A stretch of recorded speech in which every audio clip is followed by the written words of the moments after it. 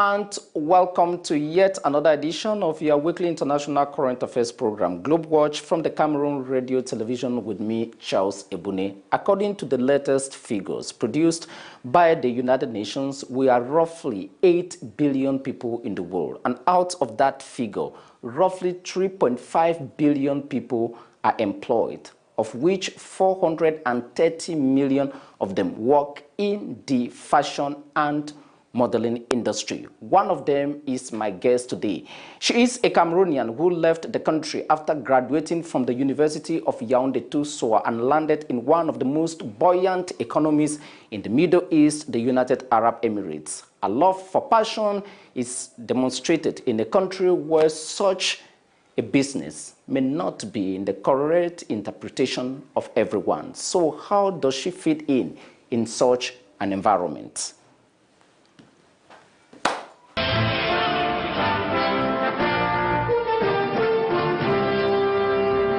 Fon Othans, thank you very much indeed and welcome to Globewatch. It's always a pleasure each time I receive a woman because they are quite rare on my set. Thank you so much. It's an honor for me to be here. Thank you.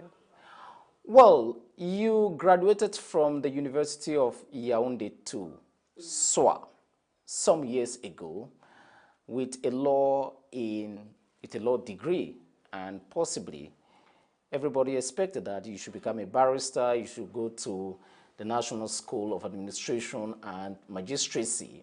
But you decided to go abroad and learn yourself in the fashion industry. Why that choice? I can say it's because of my passion. Yeah, so I had a lot of passion for modeling. I've always loved to become an international model.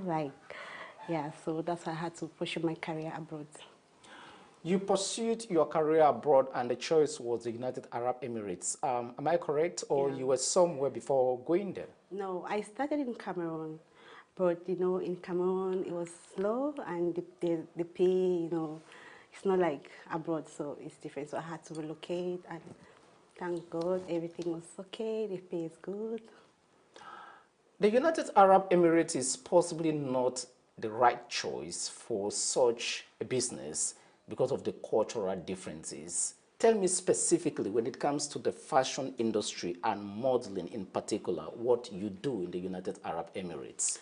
Actually, the kind of modeling I do is more of classy, more of decent, because in UAE, they don't expose yourself. So I'm a TV commission model. As a TV commission model, we mostly do adverts on TVs, the advert that shows on YouTube, on TVs, on the billboards and magazines. So it's more of natural people advertising products. Yeah, real, more of acting, but it's real, So we don't have any problem when it comes to the culture because of the kind of modeling I'm in. Yeah, we have different types of modeling, but I had to choose this one. You decided the one you are doing, is it because of the environment that you have found, or it was just a matter of natural instincts from Cameroon? I think it was natural instincts, and also thanks to the environment, it made me to have more, more opportunities. Yeah, I'm more of kind of a decent kind of a lady, so it just blended with who I am. You have never been Miss Cameroon. Yeah.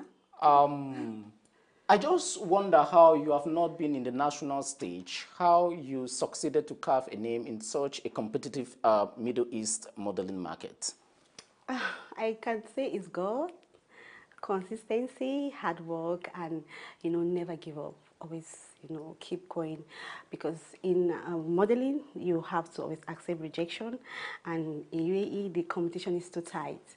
Yeah, it's too tight. So you always have lots of rejection while you have lots of approvals. So it's all about being consistent, hard work, and also God. Yeah.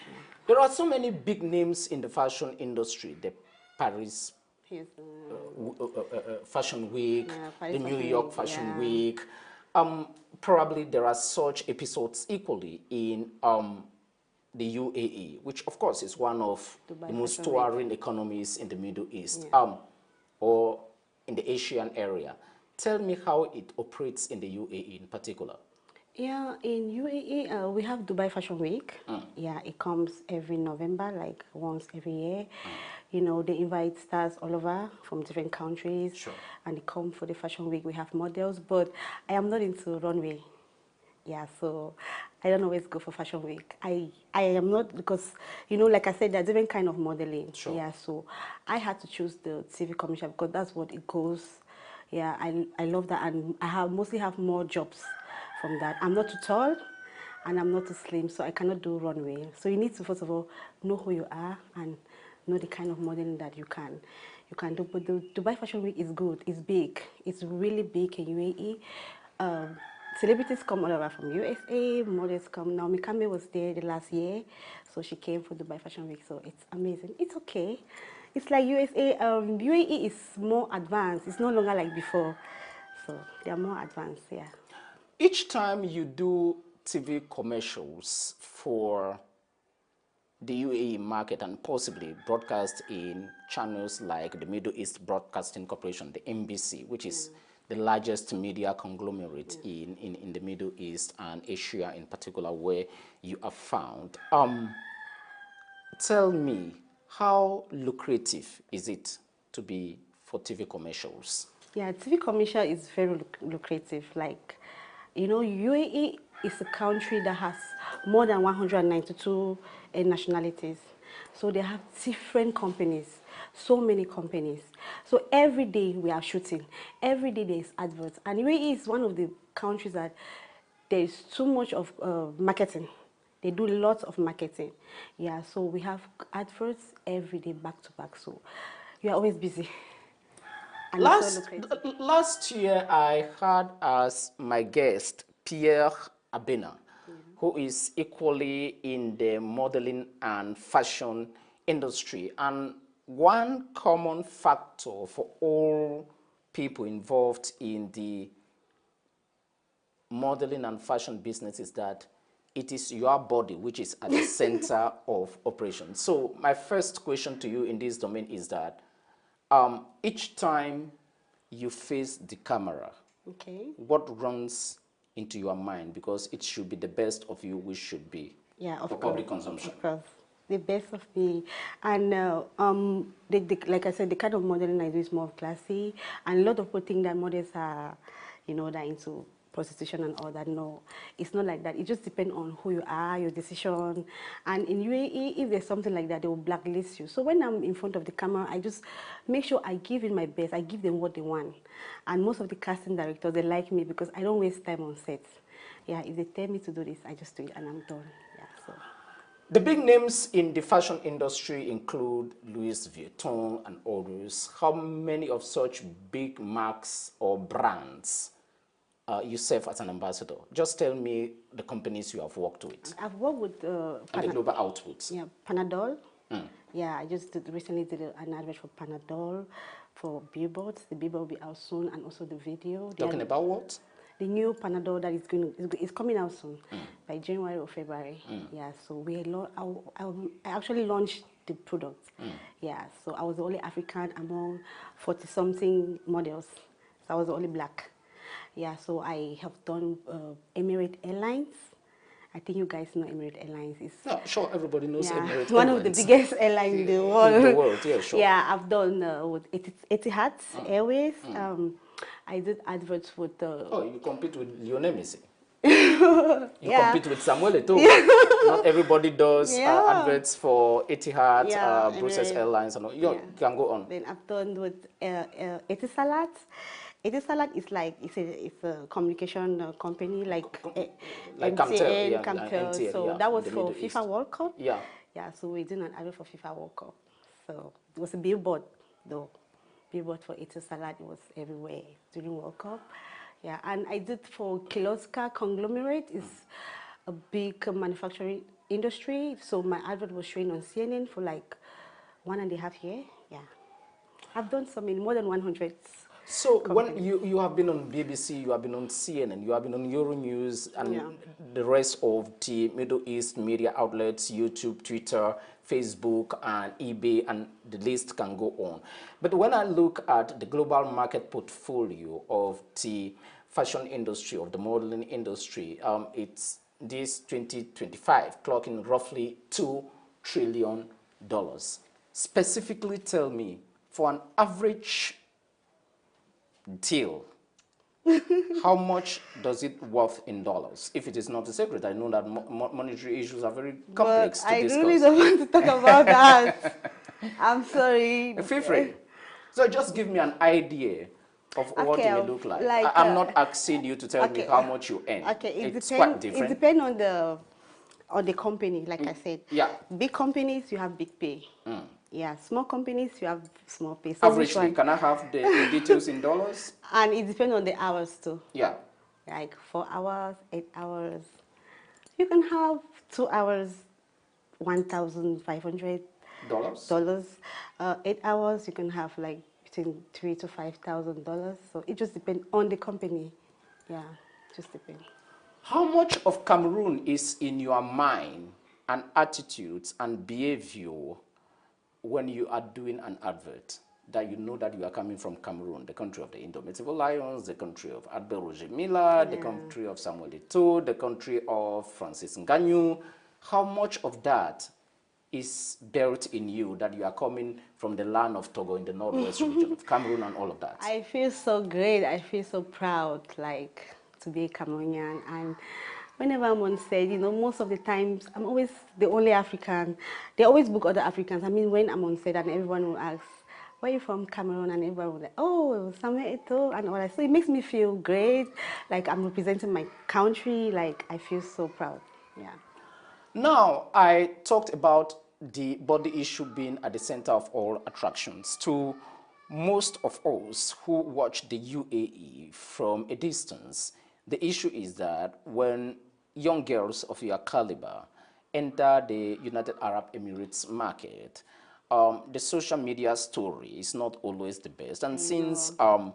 I am in front of somebody who is involved in such an industry where scandals of what I may call prostitution are recurrent, tell me that part of the story in the UAE. At times it was a big story about some African women. So what we saw on social media, was it true? Was it false? When it comes to modeling, how does it all that play out?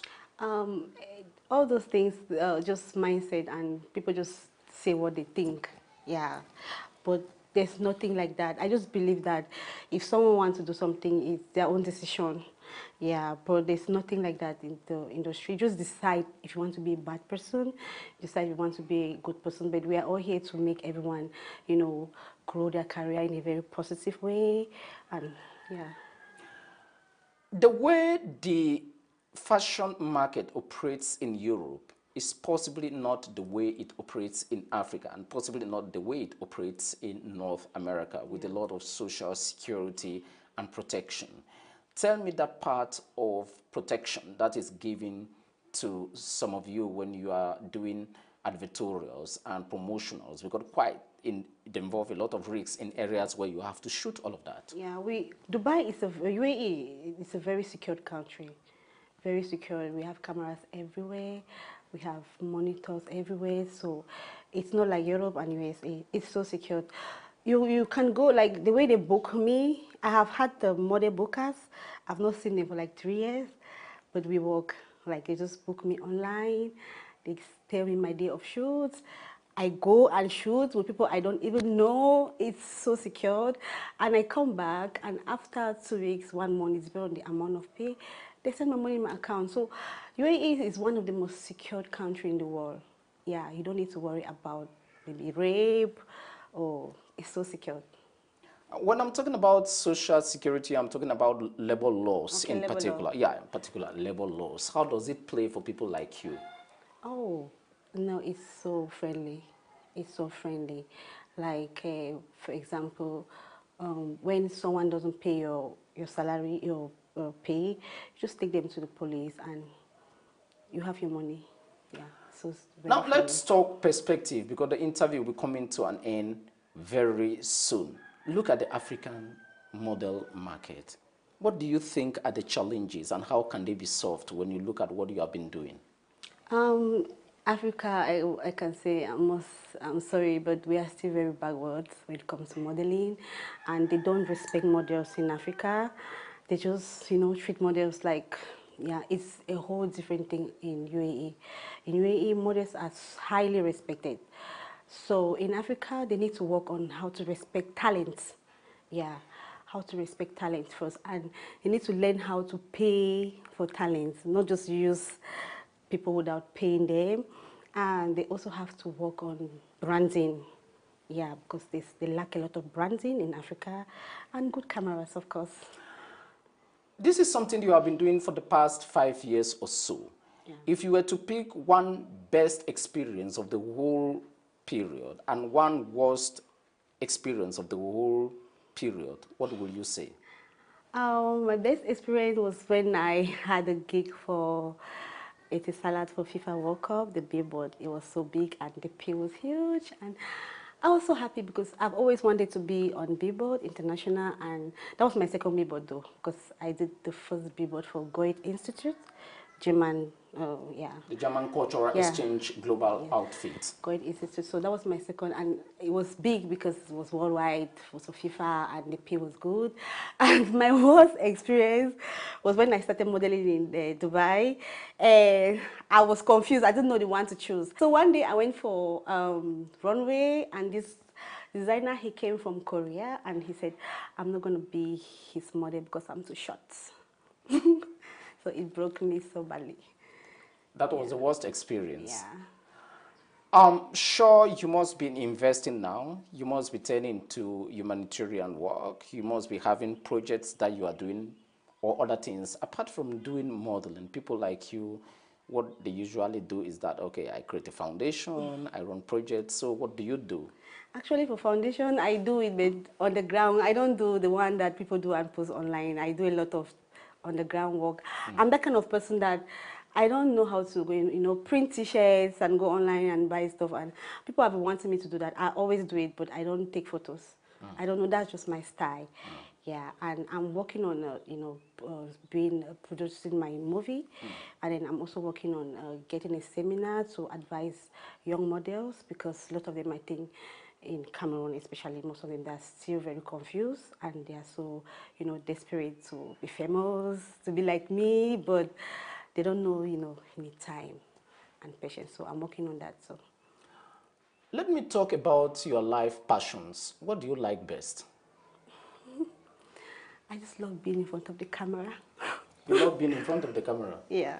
I was on your Facebook page, Oh, wow. and among your identities, you qualify yourself as a sapiosexual character, which means that you are only sexually interested to very extremely intelligent people. Why such an orientation? I don't know. That's just me. I just love being around it because I want to learn more. I'm someone that I like to always learn more, like every day. I love to learn new things. I love to grow. I just love people that can, encourage me, make me grow, learn new things. And I just like being around positive people and intelligent people, of course, like you. No, I'm not an intelligent You person. are. You I'm not an are. intelligent Very person. intelligent. Okay. Well, probably let's conclude the interview. You left Cameroon. You are in the United Arab Emirates. You are doing modeling and possibly humanitarian work and following other issues around the world. For you models, when you see the way the world is functioning today, what do you see as the greatest threats? Models equally pick social topics that they are interested to solve. Others are involved in climate change, others are involved in human rights promotion, others are in humanitarian work. Which one suits your life orientations? Humanitarian work, yeah. humanitarian work. I believe if all of us come together, we join hands together, and we can make the world a better place. Yeah, by understanding each other, avoid racism, because that's the most important thing in the world that is killing everyone right now. Racism. Yeah, of course, it's everywhere, like everywhere I am. So we need to learn to be one. Yeah, treat everyone the same. So. Finally, what particular message will you have for young girls of your generation who intend to become models and plan to become icons? I'd advise them to be consistent, to love what they like, to go for what they love. Yeah, if you modeling is what you like, you go for it. If teaching is what you like, you go for it. If you are a pharmacist, just stick to what you love, and put your efforts. Be consistent and be patient. And I also advise them to go to school, because school is very important. Yeah. Have you tried to further your education in the Middle East? I'm going to try. I want to further not in Middle East. I'm planning to further in USA. USA? Yeah. What do you intend to study? Masters in diplomacy. In diplomacy. Why diplomacy? You should have continued in modeling. Modeling is good, but there's a time that you're selling, and there's a time that you're not selling. You will not sell. You will not sell forever. And you are very conscious of that. I'm very conscious of that. Well, like the Bible says, there is a time to be delivered, there is a time to live, and there is a time to die. And with that, we conclude the interview. Fon Othans, Cameroonian model based in the United Arab Emirates. Thank you very much indeed for being my guest on Globewatch. Thank you too. It's an honor for me. I'm so grateful. Okay, sure. You're welcome. Thank you so much. To build a mathematical model that will express the movement of that water through the geological formation, but taking into account things like fractures, so heterogeneity of the media. Then I finished my master, and I got distinction, and somebody who was working at the Institute for Groundwater told me that what you solve is very important for us. Why can you not come now at the Institute for Groundwater to do your PhD with me, such that we can use your mathematical tool and with what we see in the field, and put them together and see if we can solve the problem. So that is how I diverted from pure mathematics to applied mathematics. So, and to be honest, when I went to applied mathematics, I understood mathematics more.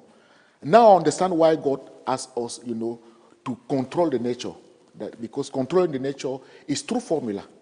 So when I went there, I was able to, here is the theorem. Is it really applicable? How can we apply it? That is how I find myself now doing applied mathematics. You said that you wanted names or a name of an African named after a theorem. There are so many theories in mathematics. You have the game theory, you have the mathematical theory in communication, for example, for the job that I do, especially when you study the Palo Alto School of Communication. But you increase your knowledge in that, and you had so many prizes already that made you singular in the world. What are some of those key prizes you have won already? I started by being nominated African Fellow of African Academy of Science, affiliated. That means when you were under 40. And I was the first in mathematics in Africa. Then later on, I got what they call Obada Prize. It is an international prize that is being given by Egyptian. Then after that, one of my, that I can say I was proud for the first time of myself, is that there is a web of science, because when you see professor, it's not just a title, it is your contribution. I was also elected Fellow of World Academy of Science under the age of 40, and that I was very glad, because they are not, I'm not sure there are more than 2 like that in the world. I become also the first person to get the twice, it is the World Academy of Science Award of Mathematics. So I got that award also. Alongside UNESCO? That is not UNESCO. Okay. So last year now I got the UNESCO Award of STEM. That was given to me in France, Paris. And that for the promotion of, STEM in the world and my contribution in mathematics. I was representing Africa, and I was the first mathematician to win it. I was invited in the United States, New York, where all black American CEO from all over America, people even come from Europe because we have some black African that are mayor in different countries there in Europe. They came. It was a very big ceremony where they were honoring me. So they call it Black Star Award. So I got that Black Star Award in November. So in simple English, there is a mathematical theory named after an African today, and by conclusion, your dream has been achieved, right? Yes.